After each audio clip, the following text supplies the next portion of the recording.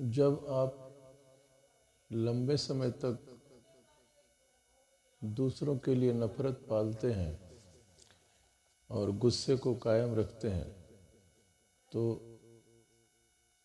आप अवसाद में घिर जाते हैं, आपकी तबीयत खराब होने लगती है और आप एक गहरे अवसाद की ओर जा रहे होते हैं।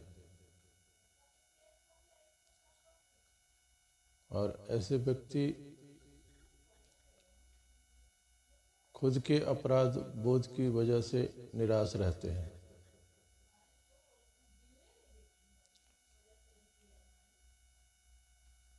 और ऐसा व्यक्ति ऐसे वाक्यों का प्रयोग करेगा कि जैसे मैं बिस्तर पर लेटना चाहता हूँ, मेरा भाई वहाँ पहले से लेटा हुआ है।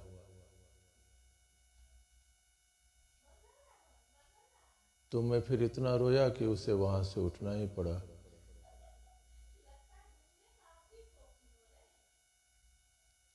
ऐसे व्यक्ति का इलाज सबसे पहले तनाव को कम करने की कोशिश करके किया जाता है।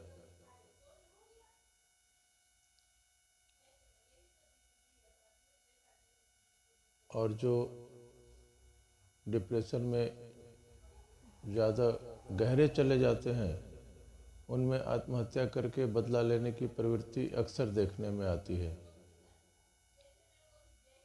तो डॉक्टर को सबसे अधिक ध्यान इस बात का रखना पड़ता है कि उन्हें आत्महत्या के लिए कोई बहाना न दिया जाए। इसलिए डॉक्टर कहते हैं कि आप जो पसंद नहीं करते वह न करें। यह बहुत छोटा उपाय है, पर यह समस्या की जड़ पर चोट करता है। जो व्यक्ति गहरे डिप्रेशन में है, अगर उसे यह कहा जाए कि तुम वही कर सकते हो जो तुम चाहते हो, तो फिर वह किसे दोष देगा और किस बात के लिए अपने आप से प्रतिशोध लेगा। ऐसे व्यक्ति को कहा जाता है कि अगर आप सिनेमा देखना चाहते हैं या छुट्टियां मनाने जाना चाहते हैं तो चले जाएं, और अगर रास्ते में आपको लगता है कि अब आप नहीं जाना चाहते हैं तो लौट आएं, कोई दिक्कत नहीं है। तो वह बहुत खुश हो जाता है कि चलो मैं सुपीरियर हूँ। और यह वह सर्वश्रेष्ठ स्थिति है जो किसी के लिए भी हो सकती है कि उसे अपने मन का करने को मिल गया और वह भगवान की तरह अपने आप को समझने लगता है कि वह जो चाहे कर सकता है।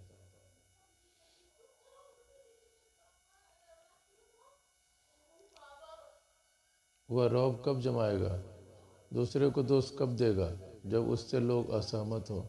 लोग जब उससे सहमत ही हैं तो उसके पास रौब जमाने का कोई तरीका ही नहीं बचता। और यह नियम एक बहुत बड़ी राहत है।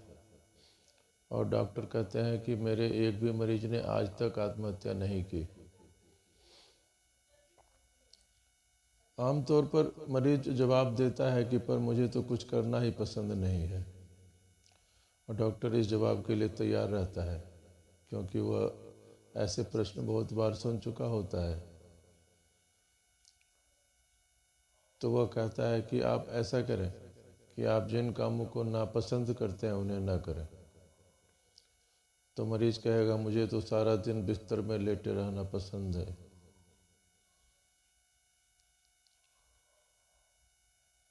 तो डॉक्टर कहता है ठीक है, आप सारे दिन बिस्तर में लेटे रहो। पर वो कभी भी मरीज ऐसा नहीं करेगा। लेकिन अगर उससे रोका जाए तो वह झगड़ने लगेगा। इसलिए ऐसी स्थिति में डॉक्टर हमेशा मरीज से सहमत हो जाता है। यह पहला नियम है।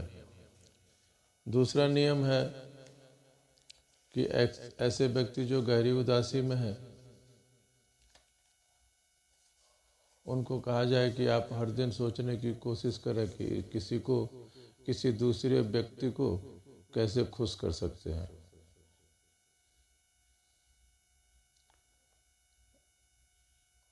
अब मरीज के मन में तो यही विचार चलता है कि मैं किसी को चिंतित कैसे कर सकता हूँ, और उससे यह कहा जाए कि तुम किसी को खुश कैसे कर सकते हो।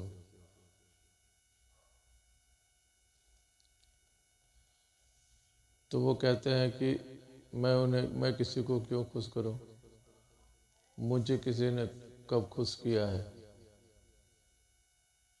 तो उससे यह कहा जाता है कि इलाज आपको अपना करना है, दूसरे अपना इलाज जब कराने आएंगे तब उनसे यह बात कही जाएगी।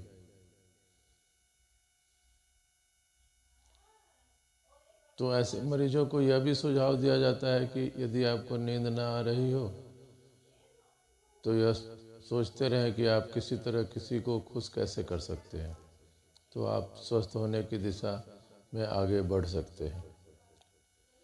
और अगले दिन डॉक्टर उससे मिलता है और पूछता है कि क्या मैंने जो सुझाव दिया था उस पर आपने विचार किया।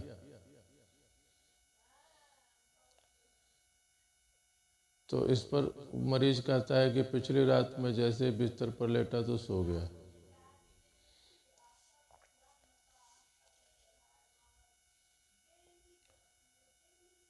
और दूसरे मरीज यह भी जवाब देता है कि मैं ऐसा कभी नहीं कर सकता, मैं दूसरों को खुश कभी नहीं कर सकता, मैं इतना चिंतित रहता हूँ कि मैं दूसरों को क्या खुश करूँगा। तो डॉक्टर उनसे कहता है चिंता करना मत छोड़िए, चिंता तो आप करते रहिए, परंतु इसके साथ साथ आप कभी कभार दूसरों के बारे में सोचिए।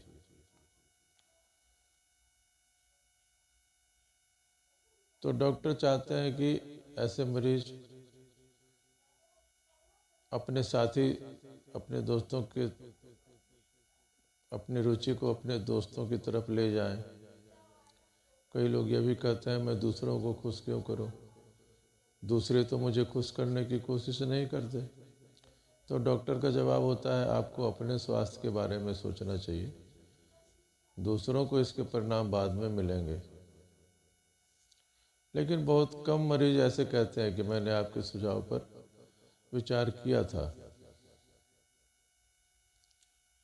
लेकिन डॉक्टर का पूरा प्रयास होता है कि मरीज की सामाजिक रुचि बढ़ाएं, क्योंकि उसके रोग का असली कारण ही सहयोग का अभाव है।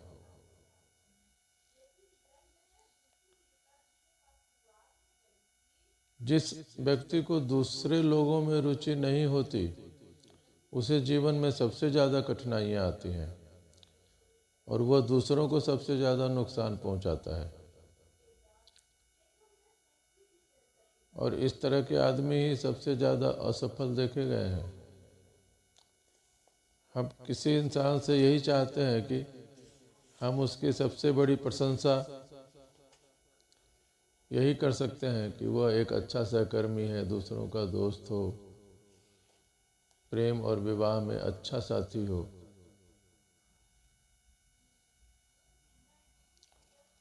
अच्छा कार्य वह है जो सामने वाले के चेहरे पर खुशी की मुस्कान ले आए।